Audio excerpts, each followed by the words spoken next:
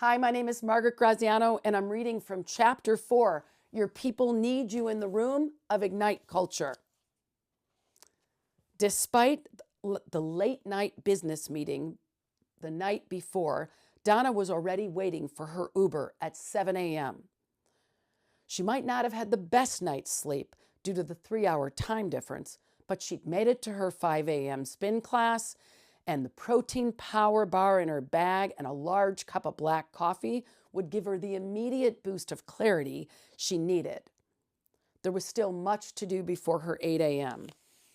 She was no stranger to juggling, as Donna was a multitasker. She hopped in her Uber, nodded at the driver with a short, warm smile, and then got right down to the work at hand. She plowed through emails, personal and professional texts, the morning headlines on CNN, and a couple of LinkedIn posts that caught her eye. She also responded to a number of important Slack messages. A few minutes before pulling into the conference center, she took her final sip of coffee, quickly reviewed the meeting agenda, and made a couple of final notes.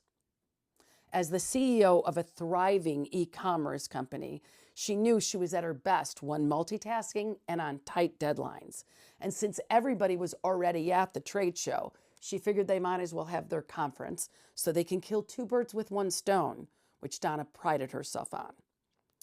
"Good morning, everyone," she smiled as she strode in confidently into the room at 7:59. "How's the winter in New York? Is everyone enjoying it?" Brr! There was a vague positive murmur from the group. "The trade show's going quite well. Strong sales. Just give me a moment to wrap up a few last-minute messages, and I'll be right with you." Donna sat at the head of the conference table. The room was filled with productive professionals typing or reading on their cell phones, tablets, and laptops. "Thanks for your patience, everyone. Shall we begin?" "John, you're up first." A few people looked up, but most kept working. John spoke for a few minutes uninterrupted, except for 2 questions from Donna, who asked them while looking at her computer. "Thanks, John. Anyone have any final questions?" Donna saw a few heads shake as she scanned the room. "Great, then it looks like Janice is up. Business development, right, Janice?" "Actually, Donna, I transitioned over to marketing a few weeks ago, so I'll be talking about our latest influencer campaign." "That's right, of course. I'm so sorry. We're all looking forward to your report, Janice." All eyes downward, the room was filled with bobbleheads bobbing in agreement while quietly working away at whatever had their attention. Smart and skilled, Janice presented an impeccable PowerPoint packed with insights and relevant graphics. No one was making eye contact with her. She really hoped somebody was noticing all of her hard work. It was important for Janice to feel valued. "Well, Donna, we do have an issue," Janice said. "One of the top brand ambassadors has moved over to Brand Next. I reached out to her yesterday, and she told me Brand Next has new features that fit with her needs better, and also they're paying influencers a lot more." "Brand Next?" Donna looked up. "That little startup from Atlanta?" "Yes," Janet replied. "They're not such a little startup anymore. They secured a $60 million round of funding. They're growing rapidly." Everyone suddenly took note. They looked up and no one said a word. You could sense the fear and tension. "How come I didn't know anything about this?" Donna snapped. She scanned the room as heads quickly tipped back downward, back to the devices. "Janice?" "I believe Brandon brought this up in our last meeting, Donna, but something came up and you had to leave. He's been trying to get on your calendar ever since." "Brandon?" Donna was standing now. "Let's get that meeting scheduled now, okay?" "Absolutely," Brandon snapped to attention. "Okay, people, we got work to do." Now irritated and stressed, Donna was already packing her laptop to head out of the trade show floor.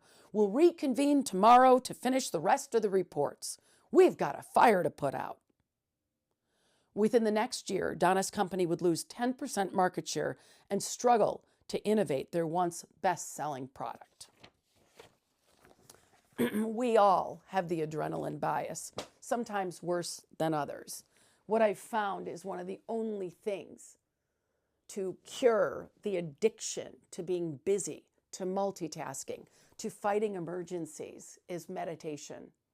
When we could sit in quiet and just tune in to our soul and turn on our awareness, then we can lean in and move forward in action, in alignment. But when we don't stop, when we don't turn on, tune in, and move forward in alignment, we cause a lot of friction in the workplace. Miscommunications, hurt feelings, people feeling unvalued and appreciated, people thinking if they don't act busy, then they won't have the boss's favor, so they are really busy, but they're not actually doing anything that's contributing to the organization. Multitasking is a myth, and you can read about that in Ignite Culture. If you like this video, give us a thumbs up, share it with your friends. We've got many, many, many, many resources. Take advantage of them. They're here so you can have the experience of having freedom and power and joy in a world that's filled with VUCA.